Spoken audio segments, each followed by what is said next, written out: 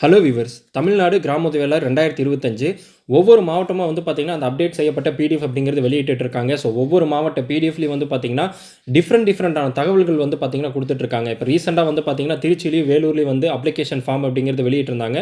So அதில் வந்து காமனாக வெளியிட்டிருந்தாங்களே தவிர ஆல்ரெடி விண்ணப்பித்தவங்க வந்து பார்த்திங்கன்னா மீண்டும் விண்ணப்பிக்க தேவையில்லை அப்படிங்கிறது இந்த ஈரோடு டிஸ்ட்ரிக்ட், திருப்பூர் டிஸ்ட்ரிக்ட் அவங்க மென்ஷன் பண்ண மாதிரி பார்த்திங்கன்னா கொடுக்கல. ஏன்னா ஒரு சில மாவட்டங்களில் முன்னாடியுமே வந்து ஹால் டிக்கெட் லெவலுக்கு கூட வந்து பார்த்திங்கன்னா போகாமல் இருந்தது.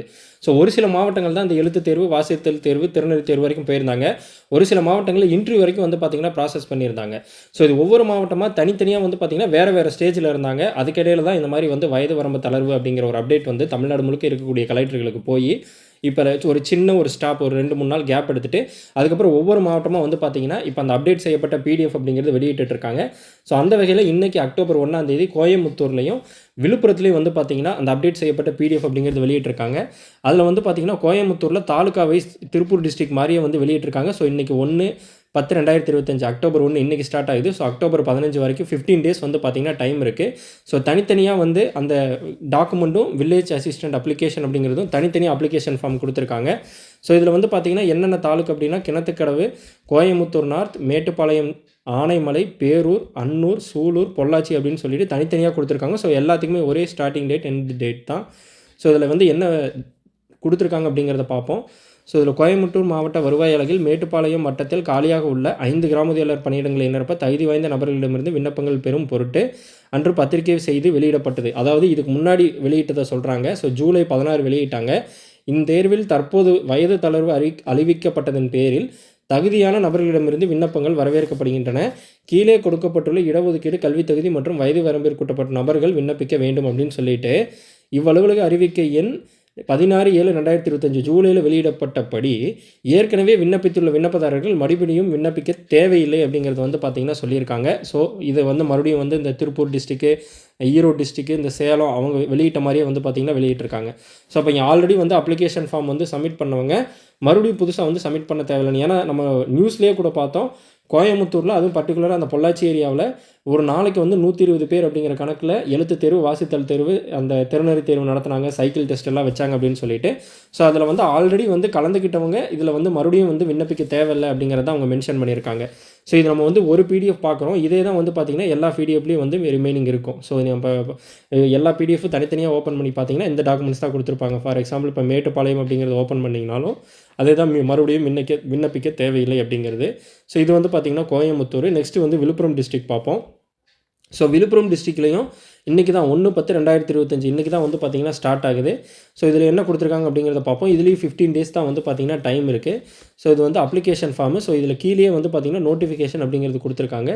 ஸோ இந்த நோட்டிஃபிகேஷனுக்குள்ளே போவோம். இதில் விழுப்புரம் மாவட்ட ஆட்சியர் அவர்களின் செயல்முறைகள் இதில் அதே தான் அந்த டிஸ்ட்ரிக்ட் உண்டானது எல்லாமே கொடுத்துட்டு 11 கிராமோதயாளர் பணியிடங்கள் இருக்குது. நேரடி நியமனம் மூலம் நிரப்பிட தகுதியுள்ள நபர்களிடமிருந்து விண்ணப்பங்கள் கூடுதலாக வரவேற்கப்படுகின்றன. கீழே கொடுக்கப்பட்டுள்ள இடஒதுக்கீடு, கல்வி தகுதி மற்றும் வயது வரம்பிற்குட்பட்ட நபர்கள் மட்டும் விண்ணப்பிக்க வேண்டும். இப்பணி நியமனத்திற்கு 18/8/2025 அதாவது இவங்க ஆகஸ்ட் 18 வந்து பார்த்திங்கன்னா வெளியிட்டிருக்காங்க. அந்த அறிவிக்கையின்படி ஏற்கனவே விண்ணப்பித்தவர்களின் விண்ணப்பங்கள் பரிசீலனையில் உள்ளதால் அவர்கள் மீண்டும் தற்போது விண்ணப்பிக்க தேவையில்லை அப்படிங்கிறது இவங்களும் சொல்லியிருக்காங்க. அப்போ இதில் இருந்து என்ன புரிஞ்சுக்கலாம்னா விழுப்புரம் டிஸ்ட்ரிக்ட்லேயும் இதுக்கு முன்னாடி அந்த ப்ராசஸ் அப்படிங்கிறது போயிட்டு இருந்திருக்கு.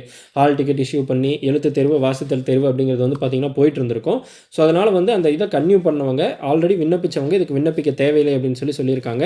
இங்கேயும் 15 டேஸ் வந்து கொடுத்துருக்காங்க. ஸோ இதில் வந்து பார்த்திங்கன்னா நிறைய பேருக்கு என்ன டவுட் அப்படின்னா இதுக்கு முன்னாடி எங்கெங்கெல்லாம் இந்த மாதிரி டிஸ்ட்ரிக்ட் வைஸில் வந்து அந்த அப்ளை பண்ண சொல்லி ஹால் டிக்கெட்லாம் கொடுத்து இந்த டாக்குமெண்ட்லாம் வந்து ஒரு சிலர் தப்பாக கொடுத்துருந்து அவங்களுக்கு ஹால் டிக்கெட் வந்திருக்காது. இல்லைனா வேறு ஒரு கிராமத்தில் இருந்திருப்பாங்க, அவங்க கிராமத்துக்கு பதிலாக வேறு ஒரு கிராமத்தில் விண்ணப்பிச்சிருப்பாங்க. இந்த மாதிரி சில தவறுகள் பண்ணியிருப்பாங்க. அவங்கெல்லாம் வந்து பார்த்திங்கன்னா மீண்டும் விண்ணப்பிக்கலாம்னு கேட்டிங்கன்னா கண்டிப்பாக விண்ணப்பிக்கலாம். இப்போ அவங்க சொல்கிறது ஹால் டிக்கெட் கொடுத்து எழுத்து தேர்வு, வாசித்தல் தேர்வு, திறனறி தேர்வு வரைக்கும் போனவங்க வந்து பார்த்திங்கன்னா மறுபடியும் விண்ணப்பிக்க தேவையில்லை. ஸோ நீங்கள் புதுசாக அப்ளை பண்ணுறவங்க எப்போ வேணால் அப்ளை பண்ணலாம். ஆல்ரெடி அந்த ப்ராசஸ்க்குள்ளே இருக்கவங்க மட்டும்தான் மீண்டும் விண்ணப்பிக்க தேவையில்லைன்னு சொல்லியிருக்காங்க. அதேமாதிரி அவங்க எக்ஸ்டெண்ட் பண்ண அந்த இயரில் இருக்கவங்க மட்டும்தான் விண்ணப்பிக்கணுமான்னு கேட்டால் கிடையாது. ஸோ மறுபடியும் அந்த 21 வயசுலேருந்து 35, 21 to 39, 42 இந்த வயசுக்குள்ளே இருக்கவங்க எல்லாருமே அந்தந்த கம்யூனிட்டி வைஸ் நீங்கள் வந்து அப்ளை பண்ணலாம். அதே மாற்றுத்திறனாளியாக இருக்கீங்க, ஆதரவற்ற விதவியாக இருக்கீங்கன்னா உங்களுக்கும் கொடுக்கப்பட்ட அந்த எக்ஸ்டெண்ட் பண்ண அந்த இயர் வரைக்கும் வந்து பார்த்திங்கன்னா நீங்கள் அப்ளை பண்ணிக்கலாம். ஸோ அதனால் இது வரைக்கும் அப்ளை பண்ணாமல் இருக்கிறவங்க இந்த 2 மாவட்டத்தில் விழுப்புரம் மற்றும் கோயம்புத்தூரில் அப்ளை பண்ணாமல் இருக்கவங்க கண்டிப்பாக அப்ளை பண்ணிக்கோங்க. ஸோ நான் கூட இன்றைக்கி வந்து ஒரு நான் ஒர்க்கிங் டே இன்றைக்கி வந்து வெளியிடுவாங்களா அப்படின்னு சொல்லி பார்த்தேன். ஸோ இன்றைக்கி வந்து பார்த்திங்கன்னா வெளியிட்டிருக்காங்க. ஸோ இந்த இதை வந்து பார்த்தீங்கன்னா ஃபர்தராக ஃபாலோ பண்ணிக்கோங்க. இது வரைக்கும் விண்ணப்பிக்காதவங்க மட்டும் விண்ணப்பிங்க. ஆல்ரெடி விண்ணப்பிச்சு ப்ராசஸில் போயிட்டுருக்கவங்க உங்களுக்கு நெக்ஸ்ட்டு தகவல் எல்லாமே உங்களுக்கு வந்து போஸ்ட் அனுப்புவாங்க. அப்படி இல்லைன்னா நீங்கள் அந்த சம்மந்தப்பட்ட வட்டாட்சியர் அலுவலகத்துக்கு போய் நீங்கள் நேரடியாக கேட்டிங்க அப்படின்னாலே உங்களுக்கு வந்து பார்த்தீங்கன்னா தகவல் கொடுப்பாங்க. ஸோ மேலும் எந்தெந்த மாவட்டத்துக்கு வரும் அப்படிங்கிறது இன்றைக்கி இன்கேஸ் இன்றைக்கி இன்னும் ரிமைனிங் ஹவர்ஸில் ஏதாவது அடுத்து புதுசாக ஏதாவது ஒரு மாவட்டத்துக்கு வந்துச்சுனாலும் அதுவும் நம்மளோட சேனலில் நான் வீடியோ போடுறேன். ஸோ இந்த வீடியோ உங்களுக்கு பிடிச்சிருந்துச்சு அப்படின்னா லைக் ஷேர் பண்ணுங்கள். நம்மளோட சேனலை சப்ஸ்கிரைப் பண்ணுங்கள்.